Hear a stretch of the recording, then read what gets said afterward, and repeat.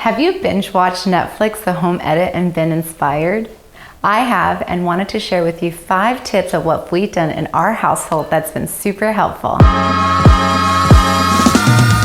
Tip number 1, start in one place.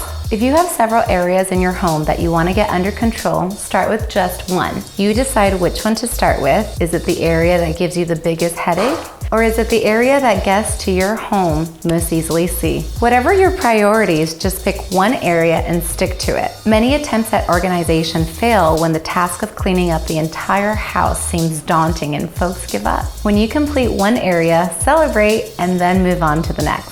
We started with our kitchen and pantry as that's the most used room and area in the entire house. Tip number 2, take inventory. After you've moved extra unneeded items and throwaway items away, take a look at what's left. Does it belong here? Does it make sense to keep it there? Is there another place where you've got more room to keep it?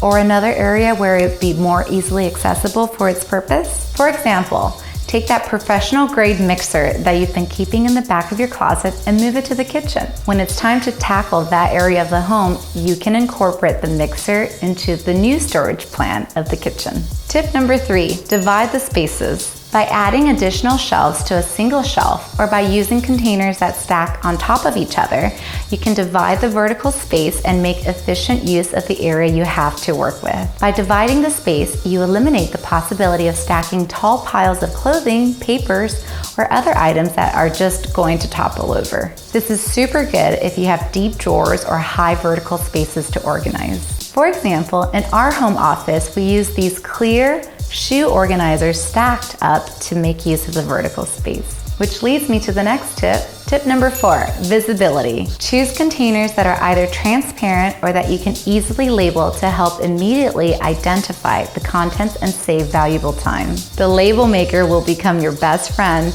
And last but not least, tip number 5, accessibility and flexibility. Make sure that the items you need most often are the easiest to access. Likewise, place the items you don't need to get as often on a higher shelf or in a different area. And like all things in life, home organization can be changing with seasons and or growing with your families. So if you want to create a storage system that can adapt to your changing needs, that would be the best. This way you can reconfigure and reuse solutions to solve a variety of storage and organization problems. I hope this is helpful and would love to hear some of your home organization tips below.